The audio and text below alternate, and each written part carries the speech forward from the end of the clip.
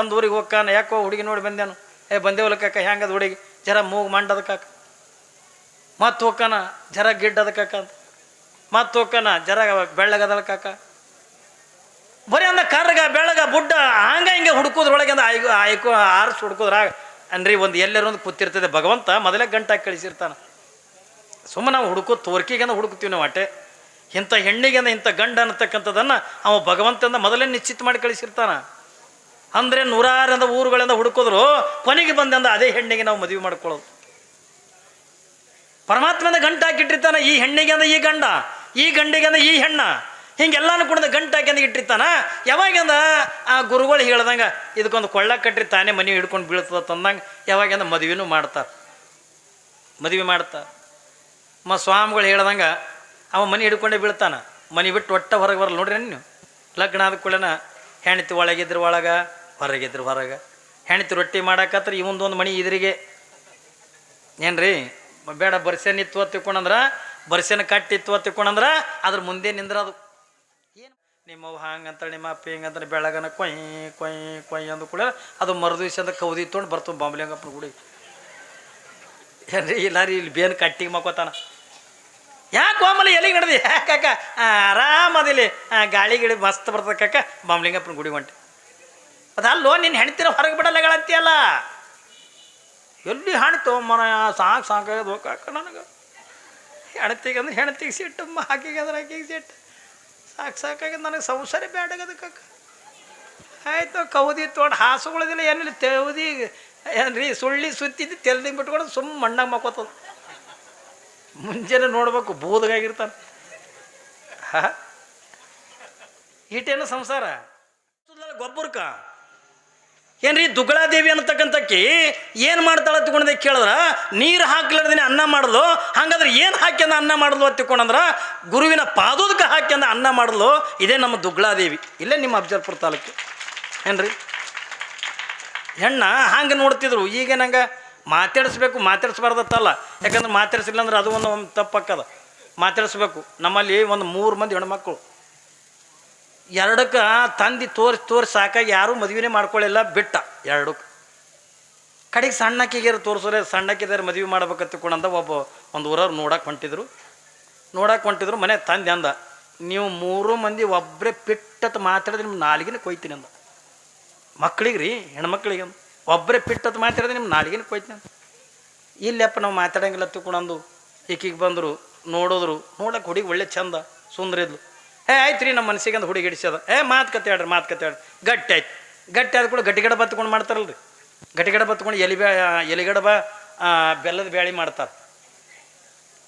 ಯಾವಾಗಿಂದ ಎಲಿಗಡಬ ಬೆಲ್ಲದ ಬ್ಯಾಳಿ ಮಾಡಿದ್ರು, ಅವಾಗ ಅವರು ಬೀಗಿರೇನಂದ್ರು, ನೋಡ್ರಿ ಹುಡುಗಿ ಅಂದ ಬಂದ ಕೂಡ ಕುರ್ಚಿ ಮೇಲೆ ಕುಂತದ, ಅದು ಕಾಲಾಗಿಲ್ಲ, ನಾವು ನೋಡೇ ಇಲ್ಲ, ಅದಕ್ಕೆ ಹೆಂಗೋ ಗಟ್ಟಿನೇ ಆಗ್ಯದಲ್ಲ, ಹುಡುಗಿ ಕೈಲಿನ ಊಟಕ್ಕೆ ನೀಡಾಕತ್ರಿ ಅಂದ್ರು. ಹುಡುಗಿ ಕೈಲಿನ ಊಟಕ್ಕೆ ನೀಡಾಕತ್ರಿ. ಆಯ್ತು ಬಿಡ್ರಿ, ನೀಡ್ತಾಳ, ಅದ್ರಾಗೇನು ದೊಡ್ಡಾಗದು. ಆಯಿತು, ಹೋದ್ಲು. ಮೊದಲು ಹೋಗಿ ಅಂದ್ರೆ ಬೆಲ್ಲದ ಬ್ಯಾಳಿ ಎಲ್ಲರಿಗೆ ನೀಡಲು. ಆಮೇಲಿಂದ ಇದು ಎಲಿಗಡ ತಂದು ಎಲ್ಲರಿಗೆ ನೀಡಲು. ಮತ್ತು ಹೋಗಿ ಅಂದ ಏನ್ರಿ ಬೆಲ್ಲದ ಬ್ಯಾಳಿ ತೊಗೊಂಡು ಬರ್ಲಕ್ಕೆ ಹೋಗೋದ್ರಾಗ ಏನು ಕಡುಬು ಹಾಗೆ ಇಟ್ಟಿತ್ತಿದ್ದು ಹುಡುಗ ಲಗ್ನ ಮಾಡ್ಕೊಳ್ಳೋದು. ಕಡುಬು ಹಾಗೆ ಇಟ್ಟದ, ಬರೀ ಬೆಲ್ಲದ ಬ್ಯಾಳಿನೇ ತಿಂದು. ಮತ್ತು ಬೆಲ್ಲದ ಬ್ಯಾಳಿ ನೀಡಲು, 2 ಸರಿ ನೀಡಲು, 3 ಸರಿ ನೀಡಲು. ಕಡುಬು ಹಾಗೆ ಇಟ್ಟಾನ, ಬರೀ ಬೆಲ್ಲದ ಬ್ಯಾಳಿ ನಕ್ಕಿತ್ತು 5-6 ಸರಿ. ಏಕೆಗೆ ತಾಳೋದು ಆಲಿಲ್ಲ. ತಾಳೋದು ಆಲದ ಒಳಗೆ ಬಂದ್ಲು. ಅವ್ರು ಹಾಕದೇ ಇದ್ರಲ್ಲ, ಅತ್ಯಂತ ಗಂಧ ನಮ್ಮವ್ವ ಪ್ಯಾಲಿ ತಿಂದು ತದು ಹಾಗೆ ಬಿತ್ತದು ಬಾಯ ಬಂತು ಅಂದ್ರೆ ಬ್ಯಾಳಿ ತಿಂದು ಕಡುಬು ಹಾಗೆ ಇಟ್ಟದ ಅಂತ ಹೇಳಕತ್ತಾಳಿಕೆ ಅಕ್ಕನ ಮುಂದ.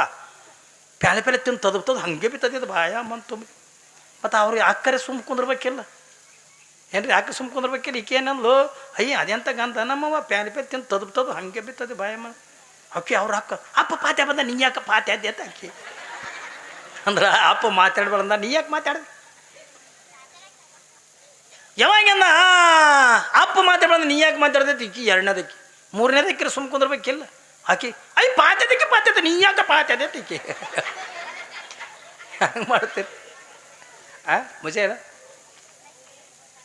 ಅಂದ್ರೆ ನಾಲಿಗೆ ಇವ್ರು 3 ಕುಡ್ದು ಕೊಡ್ಡಿದ್ದಂಗಿತ್ತು. ಇವಕ್ಕೆ ಕಲ್ಲನೆ ಕಾಗಿ ಬಲ್ಲನೆ ಬಂದು ಜಲ್ಲನೆ ಇಳಿದು ರಲಕ್ಕೆ ಬರ್ತಿದ್ದಿಲ್ಲ ಅವಕ್ಕೆ. ಹಂಗೆ ಮಾತಾಡ್ಸೋದು ಕೂಡ ಮಾತಾಡಿಸ್ಬೇಕು, ಬ್ಯಾಡ ಹತ್ಕೊಂಡು ನಂಗೆಲ್ಲ.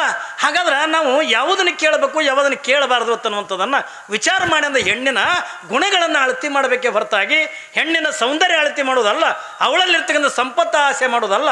ಯಾಕ್ರೆ ಎಷ್ಟೋ ಜನದ ಈ ಸಂಪತ್ತಿಗೆ ಆಸೆಗಾಗಿ ಇವತ್ತಿನ ದಿನಮಾನದೊಳಗೆ ನಾ ಮೊನ್ನೆ ಒಂದು ಮಾತು ಹೇಳಿದ್ನಲ್ಲ, ಗಂಡು ಹುಟ್ಟ್ಯದ ತಿಳ್ಕೊಂಡ್ರ ಏನು ಕೇಳ್ತಾರೆ, ಯಾಕೋ ಬಣತನ ಐತಿತ್ತಲ್ಲ, ಆಯ್ತಲ್ಲಣ್ಣ ಏನು ಹುಟ್ಟ್ಯದ, ಗಂಡು ಹುಟ್ಟ್ಯದ, ಅವ ಪಾರ್ಟಿ ಕೊಡ್ಬೇಕಪ್ಪ ಅಂತಾರ. ಗಂಡು ಹುಟ್ಟ್ಯದಂತ ಪಾರ್ಟಿ ಕೊಡ್ಬೇಕಪ್ಪ ಅಂತಾರೆ. ಯಾಕೋ ಬಣತನ ಐತಿತ್ತಲ್ಲ, ಆಯ್ತು ಕಾಕ ಏನು ಹುಟ್ಟ್ಯದ, ಹೆಣ್ಣ ಅಂತ ಪಾರ್ಟಿನಿಲ್ಲ ಪೀರ್ಟಿ. ಯಾಕೆ ಹೆಣ್ಣ ತಗೊಂಡು ಬಾಯಿ ಎಳಿತವ ತಿಳ್ಕೊಂಡ್ರ ಇದು ಅವತ್ತಿನ ದಿನಮಾನದಾಗ ಎಳಿತಿದ್ದಿಲ್ಲ ಏನ್ರಿ, ಇವತ್ತಿನ ದಿನಮಾನದೊಳಗೆ ಅಂದ್ರೆ ಎಳಿಬೇಕಾಗ್ಯದ. ಯಾಕನ್ನ ಹೆಣ್ಣ ತಗೊಳದಂತಾರ ತಗೊಳಂತ ಕೇಳಿದ್ರೆ ಇವತ್ತಿನ ದಿನಮಾನದೊಳಗೆ ವರದಕ್ಷಿಣೆ ಭಾಳ ಆಗ್ಯದ.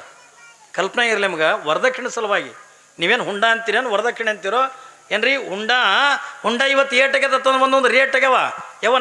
ನಿಮ್ಮ ಕಡೆನ ಅಷ್ಟು ಹುಂಡ ಇಲ್ಲ. ನೀವು ಬೀದರ್ ಜಿಲ್ಲಾಕ್ಕೆ ಬಂದು ನೋಡ್ರಿ, ಬೀದರ್ ಜಿಲ್ಲಾದಾಗ ಬಂದು ನೋಡ್ರಿ ನೀವು. ನಮ್ಮಲ್ಲಿ ಮೊನ್ನೆ ಒಂದು ಬೀಗ್ತನಾಗ್ಯದ ಏನ್ರಿ, ನಮ್ಮಲ್ಲಿ ಒಂದು ಬೀಗ್ತನಾಗ್ಯದ. ಆ ಹುಡುಗನ ನಮ್ಮ ಊರಿಗೆ ನೋಡಕ್ಕೆ ಬಂದದ, ಮರಾಠ ಪೈಕಿ ಹುಡುಗಿ ನಮ್ಮಲ್ಲಿ. ಆ ಹುಡುಗನ ನೋಡಕ್ಕೆ ಬಂದಾನ, ಅವ್ರ ಜೋಡಿ ಒಂದು ಬೀಗರು ಬಂದಾರ, ನೋಡ್ಯಾರ ಹುಡುಗಿ ಪಾಸ್ ಆಗೈತಿ, ಎಲ್ಲನೇ ಆಗೈತಿ, ಮಾತುಕತೆ ಆಗ್ಯಾವ. ಇವ ಏನು ಹೇಳ್ಯಾನ, ಬಾಂಬೆದೊಳಗೆ ನಂದು ಐಸ್ ಕ್ರೀಮ್ ಫ್ಯಾಕ್ಟ್ರಿ ಅದ ತಗೊಂಡು ಹೇಳ್ಯಾನ. ಐಸ್ ಕ್ರೀಮ್ ಫ್ಯಾಕ್ಟ್ರಿ ಅದ, ಯಾವಾಗಿಂದ ಐಸ್ ಕ್ರೀಮ್ ಫ್ಯಾಕ್ಟ್ರಿ ಅದ ಚಲೋ ನಡೆದದ, ನಂದು ಬಿಸ್ನೆಸ್ ಚಲೋ ಅದ ತಿಳ್ಕೊಂಡಂದು ಹೇಳ್ಯಾನ. ಹೇಳೋದು ಬಳಕ ಆಯ್ತು ಬಿಡ್ರಿ, ಐಸ್ ಕ್ರೀಮ್ ಫ್ಯಾಕ್ಟ್ರಿ ಅಂತ ತಿಳ್ಕೊಂಡ್ರೆ ಅದೇನು ಸಣ್ಣದಿರ್ತಾನೋ ಬೇಕಾದಂಗೆ ಇರ್ತದ ತಿಳ್ಕೊಂಡಂದು ಆಯ್ತು ಮಾತಾಡ್ರಿ ತಿಳ್ಕೊಂಡಂದು ಮಾತಾಡಿ ಹೋಗಿ ನೋಡಿಲ್ಲ. ನೋಡ್ಲಾರ್ದಿನಿಂದ ಮಾತಾಡವ 15 ಲಕ್ಷ ರೂಪಾಯಿ ಹುಂಡ ಏನ್ರಿ, 11 ತೊಲಿ ಬಂಗಾರ, ಮತ್ತು ಲಗ್ನನೂ ಹುಡುಗಿ ಕಡೆಯವ್ರಿಗೆ ಮಾಡಿ ಕೊಡ್ಬೇಕು. ಮಸಿ ಅನಿಸಲ್ರಿ? 15 ಲಕ್ಷ ರೂಪಾಯಿ ಹುಂಡ, 11 ತೊಲಿ ಬಂಗಾರ, ಮದುವೆನೂ ಕೂಡ ಇವರೇ ಮಾಡಿ ಕೊಡಬೇಕು. ಭರ್ಜರಿ ಮದುವೆ ಮಾಡಿ ಕೊಟ್ಟರು. ಯಾವಾಗಂದ್ರೆ ಇಡೀ ಊರಿಗೆ ಅಂದ ಊಟ ಹಾಕಿ ಇಡೀ ಊರು ಗ್ರಾಮದ ಜನರಿಗೆಲ್ಲ ಹೇಳಿ ನನ್ನ ಹಳೆ ಅಂದ ಐಸ್ ಕ್ರೀಮ್ ಫ್ಯಾಕ್ಟ್ರಿ ಮಾಲಕನ ತಿಳ್ಕೊಂಡು ಏನ್ರಿ ಎಲ್ಲ ಕಡೆನೂ ಕೂಡ ಹೇಳಿ ಅದ್ದೂರಿಯಾಗಿ ಅಂದ ಮದುವೆ ಮಾಡಿ ಕೊಟ್ಟರು. ಮಾಡಿಕೊಟ್ಟ ಬಳಿಕ ಹುಡುಗಿ ಲಗ್ನ ಮಾಡಿಕೊಂಡು ಗಂಡನ ಮನೆಗಿಂದ ಹೋಯ್ತು ಬಾಂಬ್ಯಾಕ್. ಹೋಗಿ ಒಂದು 15 ದಿವಸ ಆಗಿದ್ದಿಲ್ಲ, ನನಗೊಂದು ಫೋನ್ ಬತ್ತು ಏನ್ರಿ, 15 ದಿವಸ ಆಗಿದ್ದಿಲ್ಲ, ಒಂದು ಫೋನ್ ಬತ್ತು. ಅಪ್ಪ ತಗೊಂಡು ಕೋಣ ಏನ ಮೀವು ಅನ್ಲಕ್ಕಿ ಅಂದ, ನಾ ಇದ್ದೀನಿ ಅನ್ಲಕ್ಕಿ. ಏನು ಹೇಳಿಬಿಟ್ಟ ಅಂದಿನ, ಏನು ಹೇಳು ಒತ್ತಿಕೊಂಡು ಅಂದಾಗ ಆಕಿ ಅಂದ್ಲು, ಅಪ್ಪಾಜಿ ನನ್ನ ಗಂಡಗಂದ ಐಸ್ ಕ್ರೀಮ್ ಫ್ಯಾಕ್ಟ್ರಿ ಅದ ತಗೊಂಡು ಹೇಳ್ಯಾನಲ್ಲ, ನನ್ನ ಗಂಡಂದಿಂದ ಐಸ್ ಕ್ರೀಮ್ ಫ್ಯಾಕ್ಟ್ರಿ ಇಲ್ಲ. ಈ ಓಣ್ಯಾಗ ಒತ್ತು ಬಂಡಿ ಮ್ಯಾಗ ಐಸ್ ಕ್ರೇಟ್ ಮಾರ್ತಾನತ್ತವ. ಹೆಂಗೆ ಮಾಡ್ತೀರಿ? ಐಸ್ ಕ್ರೀಮ್ ಫ್ಯಾಕ್ಟ್ರಿ ಇಲ್ಲ, ಐಸ್ ಕ್ರೇಟ್ ಐತ್ರಿ. ಇವನಿಗೆ 15 ಲಕ್ಷ ರೂಪಾಯಿ ಹುಂಡ, 11 ತೊಲಿ ಬಂಗಾರ, ಮದುವೆ ಮಾಡಿ ಕೊಟ್ಟಾರ. ಹೆಂಗದು ಗೊತ್ತೈತಿ ನಿಮ್ಗೆ? ಯಾಕೆ ಹೆಣ್ಣು ಹುಟ್ಟೋದು ಕೂಡ ಹೆಣ್ಣು ಹತ್ಕೊಂಡು ಯಾಕೆ ಅಂತಾರತ್ತಂದ್ರೆ ಇದು ವರದಕ್ಷಿಣೆ ಸಲುವಾಗಿ ನೀವು ಹೊರತಾಗಿ ಬೇರೆದೇನು ಅಲ್ಲ. ಹಣದಾಚೆ ಗುಣದವನ ಹೆಂಡತಿಯ ನಾವು ಬರೀ ಅಂದ ಏನ್ರಿ ಹೆಣ್ಣಿನ ಹಣ, ಆಸ್ತಿ, ಸಂಪತ್ತು ಇದನ್ನು ಯಾವುದ್ರೂ ಕೂಡ ನೋಡೋದಲ್ಲ. ಹೆಣ್ಣಿನ ಗುಣ ನೋಡಬೇಕೆ ಹೊರತಾಗಿ ಹೆಣ್ಣಿನ ಹಣ ನೋಡ್ತಕ್ಕಂಥದ್ದಲ್ಲ. ಯಾಕಂದರೆ ಇದು ವರದಕ್ಷಿಣೆ ಸಲುವಾಗಿ ಜಗತ್ತಿನೊಳಗೆ ಏನೇನು ನಡೆದತ್ತ ಅನ್ನೋದು ನಿಮಗೆ ಎಲ್ಲರಿಗೂ ಕೂಡ ಗೊತ್ತದ. ಎಷ್ಟೋ ಜನ ತಂದೆ ಪಾಸಿ ಹಾಕೊಂಡು ಸತ್ತಾನ, ತಾಯಿ ಪಾಸಿ ಹಾಕೊಂಡು ಸತ್ತಾಳ. ಬೇಡ ಮದ್ವೆ ಮಾಡ್ಕೊಳತಕ್ಕಂಥ ಹುಡುಗಿಯರ ಎಷ್ಟೋ ಜನ ಅಂದ ಸತ್ತು ಹೋಗ್ಯಾರ. ಯಾಕೆ ತಂದೆ ತಾಯಿ ಕಲೆ ಈ ವರದಕ್ಷಿಣೆ ಕೊಡ್ಲಾಕಿಂದ ಆಗಂಗಿಲ್ಲ ತಿಳ್ಕೊಂಡಾಗ ಇನ್ನು ನನ್ನ ಸಲುವಾಗಿ ನನ್ನ ತಂದೆ ತಾಯಿಗೆ ತ್ರಾಸಲ್ಲ, ನನ್ನ ಸಲುವಾಗಿ ನನ್ನ ತಂದೆ ತಾಯಿಗಳಿಗೆ ಕಷ್ಟ ಅಲ್ಲ ತಿಳ್ಕೊಂಡು ಎಷ್ಟೋ ಜನ ಹುಂಡದ ಸಲುವಾಗಿ ಎಷ್ಟೋ ಹುಡುಗಿಯರಿಂದ ಆತ್ಮಹತ್ಯೆ ಮಾಡ್ಕೊಂಡಿರ್ತಕ್ಕಂಥ ಘಟನೆಗಳು ಜಗತ್ತಿನ ತುಂಬ ಭಾಳಷ್ಟು ಕೇಳ್ತೀವಿ. ಅದು ಹೆಣ್ಣಿನ ಹಣ ನೋಡೋದಲ್ಲ. ಅವಳು ಕೊಟ್ಟಿರ್ತಕ್ಕಂಥ ಹಣ ನಮ್ಮ ಮನೆತನದಾಗಿಂದ ಉಳಿಯಂಗಿಲ್ಲ, ಉಳಿತದನ್ರಿ.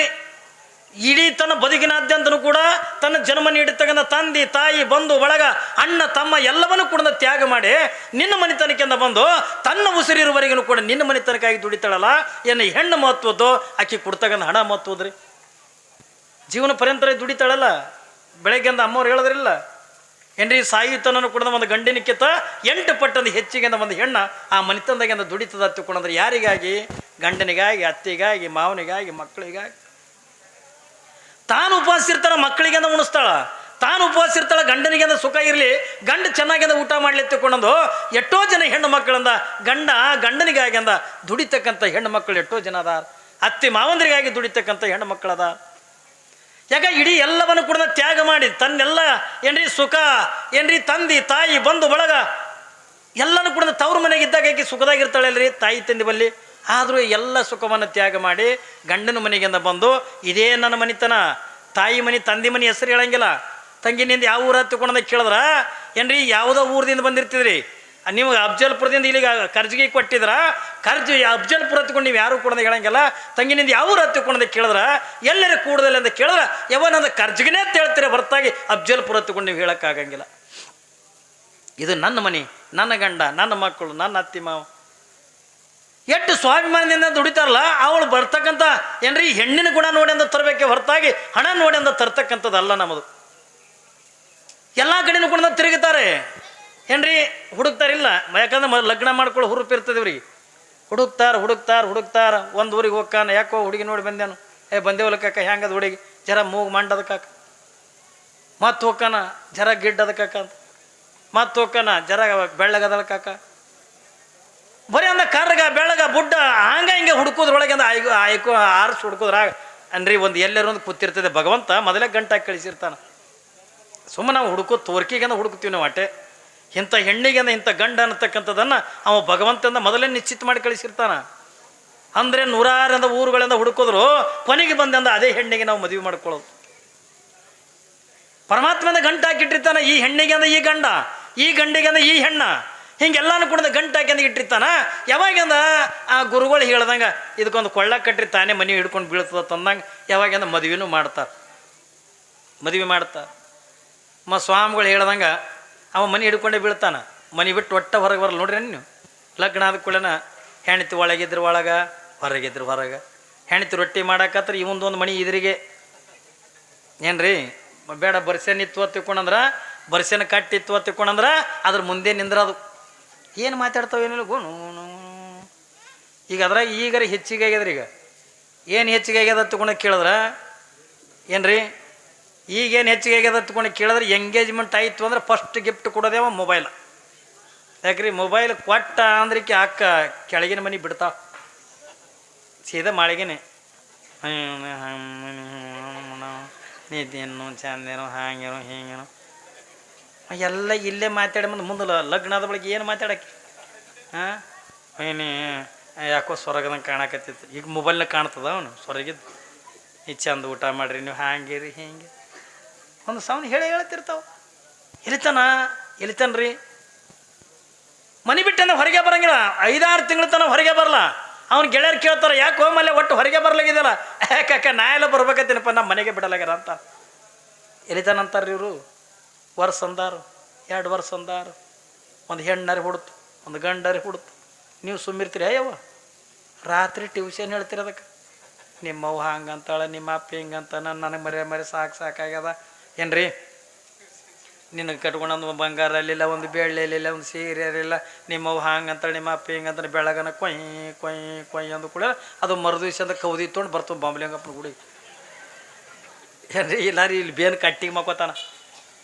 ಯಾಕೆ ಹೋಮಲ್ಲಿ ಎಲ್ಲಿಗೆ ನಡೆದಿ? ಯಾಕಾಕ ಆರಾಮದಿಲ್ಲಿ ಗಾಳಿ ಗಿಳಿ ಮಸ್ತ್ ಬರ್ತದೆ ಕಾಕ, ಬಾಂಬ್ಲಿಂಗಪ್ಪನ ಗುಡಿ ಹೊಂಟೆ. ಅದಲ್ಲೋ ನಿನ್ನ ಹೆಣ್ತಿರ ಹೊರಗೆ ಬಿಡಲ್ಲಗಳಂತೀಯಲ್ಲ.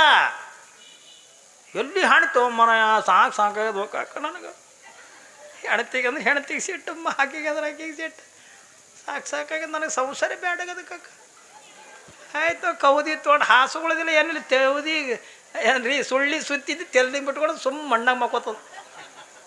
ಮುಂಜಾನೆ ನೋಡ್ಬೇಕು ಬೂದಗಾಗಿರ್ತಾನೆ. ಈಟೇನು ಸಂಸಾರ.